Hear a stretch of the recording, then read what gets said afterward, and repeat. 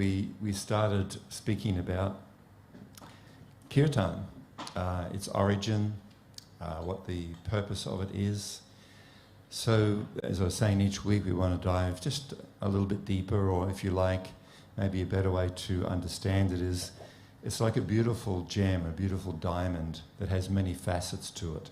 So, you know, as you turn a beautiful gem, a beautiful diamond, and the light catches it, and there's different facets or angles of it, that's really what Kirtan is, the benefits, the beauty, the experience of Kirtan. So before speaking, as we do every time, I'd like to take a moment in prayer and reflection and gratitude to thank my spiritual master and the great rishis and sages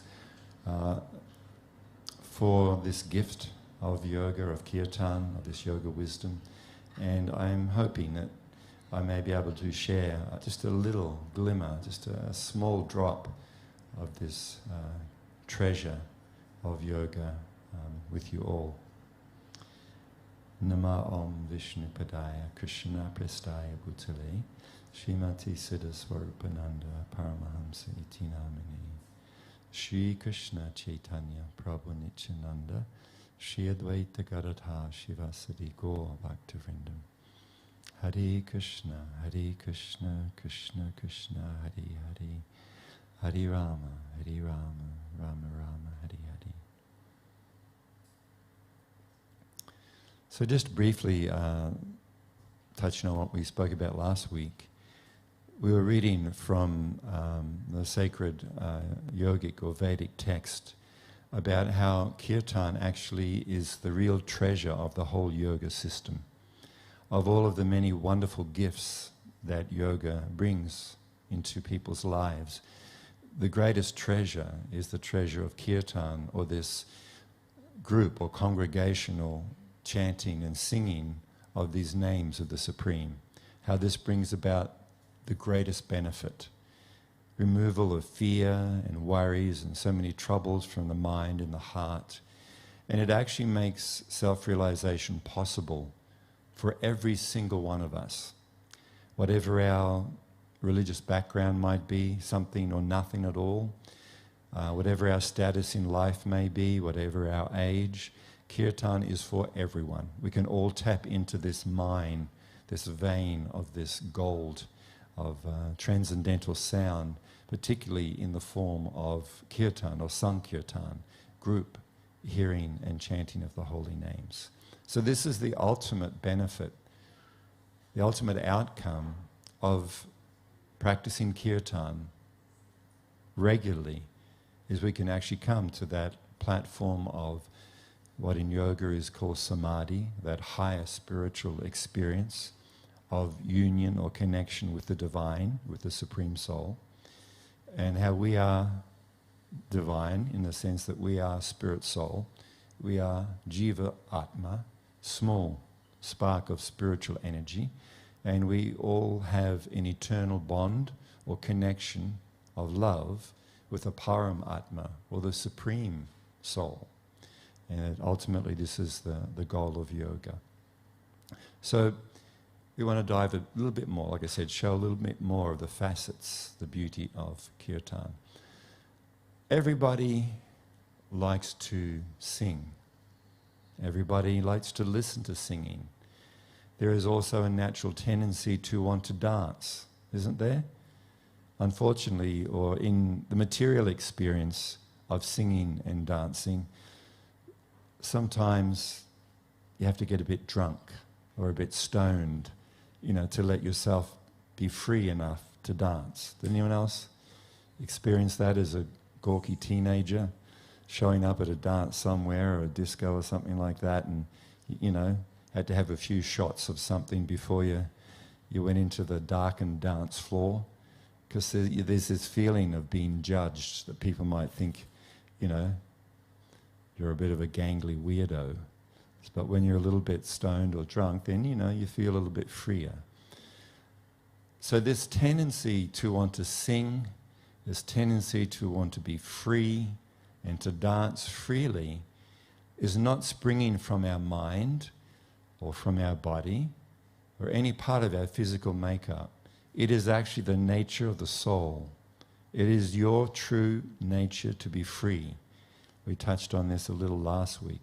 By nature, each one of us is free from worries, free from problems and entanglements and fear, particularly the fear of death, being free from loneliness that we can experience.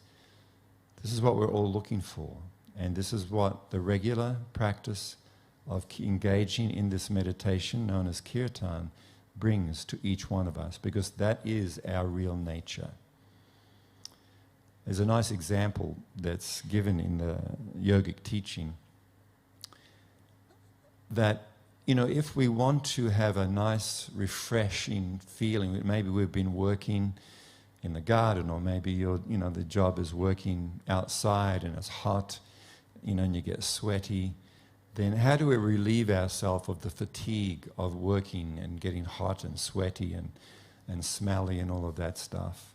Or to want to clean, maybe you've been making some sweets or something, and you've been using, maybe you've been using like maple syrup or something like that, and it gets all sticky on our hands, right? You don't kind of remove the dirt, or the stickiness just by rubbing your hands together, right? It doesn't do it. You can't do it yourself like that. What do we do? How do we relieve the dirt and the sweat and or the stickiness from our hands or our body? What do we do? You use water. You can throw some soap in there. So it's through the agency of the soap and the water. Simply by applying it, it actually takes away the stickiness or the dirt.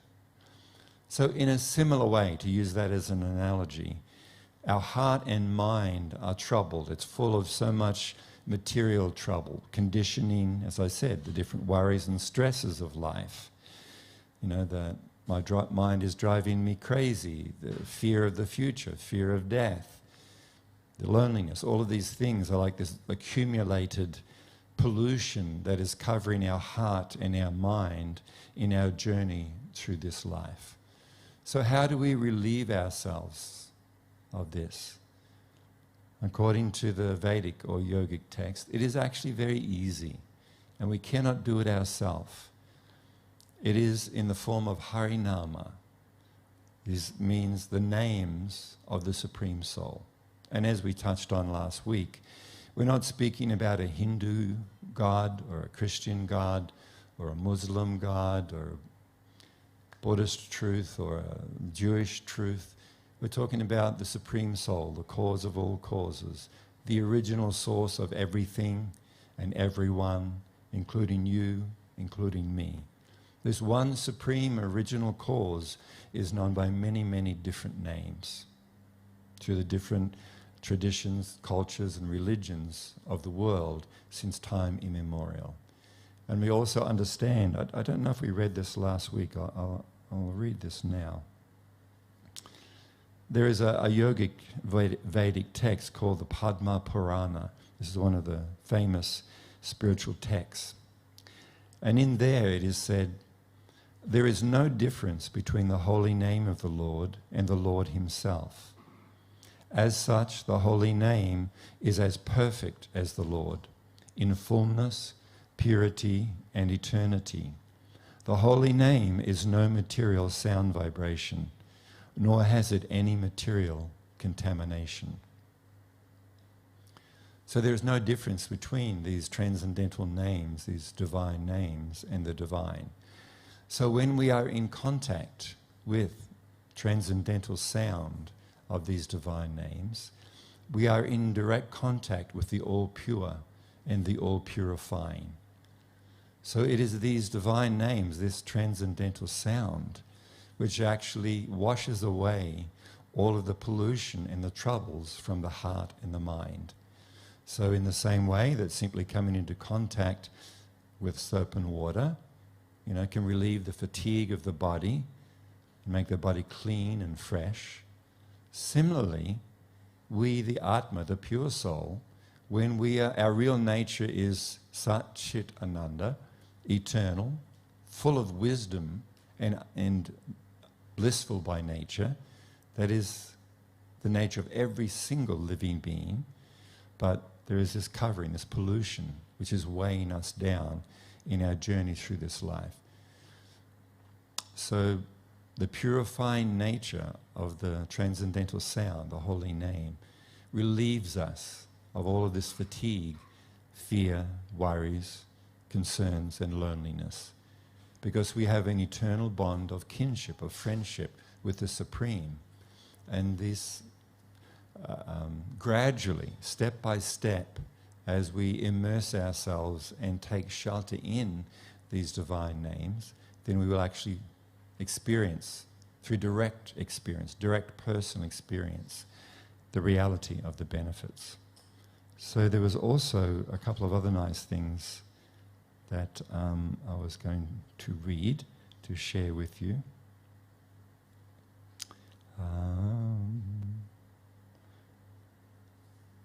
That's not it, it's a little further here. Somewhere. Yeah, here it is. There is another Purana in the Vedic sacred text called the Garuda Purana. And in there it also stresses, the hearing of the holy names and its effect. The state of conditioned life in the material world is just like a man lying unconscious, having been bitten by a snake. This is because both such unconscious states can be ended by the sound of a mantra. And then there's a commentary on this. When a man is snake bitten, he does not die immediately, but first becomes unconscious and remains in a comatose condition. Anyone who is in the material world is also sleeping because he is ignorant of his actual self, his actual spiritual identity, duty, and his relationship with the Supreme. So materialistic life means that one is bitten by the snake of Maya or illusion. So in this sense, practically, he is dead. Now the so-called dead man bitten by a snake can be brought back to life by the chanting of some mantra. Similarly, one can be brought back into his natural loving condition or relationship with the Supreme from this deadly unconscious state of material life by the hearing of the holy names of the Supreme. So this is a very apt example or analogy. Apparently there are still people in India who have this ability to bring a person who has been bitten by a snake and is in this unconscious condition. There are certain Vedic mantras that actually bring the person out of that state of unconsciousness and revives them. So similarly, we are traveling through this life bitten by the snake, so to speak, of what is known as avidya, or ignorance of our real nature. We are falsely identifying this body as being ourself. We think this world is our home. We think this is a permanent place, and we can find true happiness in the experiences in this world. But this is not true. This is not the fact. We are spirit soul, aham brahmasmi. I am spirit. I am eternal. I am not material. As we said before, we have an eternal connection with the Supreme Soul. So it is in that relationship, that eternal, loving relationship, this is our natural state. And in that state, we revive our true nature, Sat, eternal, Chit, full of wisdom and blissful. So these mantras, or these names of the divine, as we chant them, gradually our consciousness is purified of this avidya, or ignorance, which is at the root cause of our suffering and our misidentifying ourselves with this temporary material body and temporary material world. So this is, again, delving deeper into what the effect of Kirtan is and the benefits of regularly engaging in it. And you will find, and this is my experience, as I mentioned last week, not only did I not like Kirtan when I first came across it, I hated it. I found no attraction to it at all. But philosophically, so to speak, I understood the benefit of what the benefit of it may be. And now I'm a chanting fool. Anyone who's seen me, bad voice, bad guitar playing and all, being exhausted sometimes, can't stop me. Once that starts, I'm in there. Because there is a gradual and a natural attraction for these beautiful names develops in a person in the same way as a bee is attracted to honey. It's natural. Those two are meant to be together. Similarly, we, as part of the Supreme Soul, we are naturally and spontaneously in our awakened condition attracted to the beauty and the sweetness of the divine names.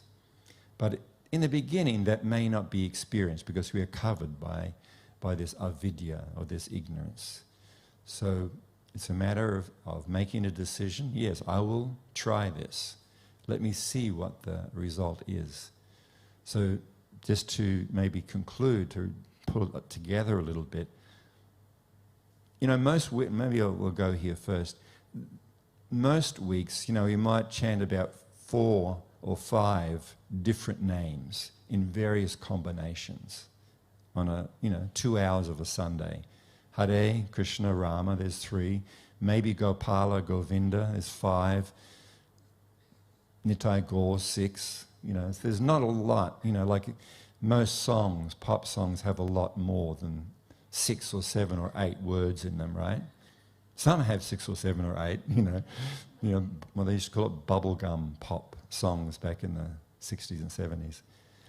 But how is it that week after week, after year, after decade, we can sing these 6 or 7 or 8 lyrics? Because these are not ordinary sounds. Material or mundane sounds become stale after some time. Is that not true? If you think of your favourite song, whatever it might be. You could even think of your favourite album, whatever it might be. Like, for a long time, and one of the most popular and played songs of all time is Stairway to Heaven by Led Zeppelin. But, sometimes I'll go into a guitar shop just to look around and to browse. And if you pick up a guitar in a music shop, they have a sign, "You are barred from playing Stairway to Heaven." You are not allowed to play that because it's one of the first songs that aspiring guitar players learn is Stairway to Heaven. But the guys in the shop are so sick of it, they cannot stand to hear it one more time. So this is the nature of material sound. Becomes stale, like everything material. There is no life force. There is nothing spiritual about it. It has an attraction to the mind and to the ears and things, but actually it doesn't touch me, the soul. But spiritual sound vibration, because it is of the same nature as me, the spirit soul, walking around in this body, there is a natural attraction for it. And there is a natural attraction springing from each one of us, from the soul, from you, who you are. We like to have rhythm. This is the soul, the self. You like rhythm. We like melody. We like different rhythms and different melodies. This is springing from the soul, from the self. When that's projected through the false identification with the body and the material mind, it manifests itself in different music, types of music, different lyrics and things and melodies of material sound vibration. But we can only listen to that for a certain amount of time before we get sick of it.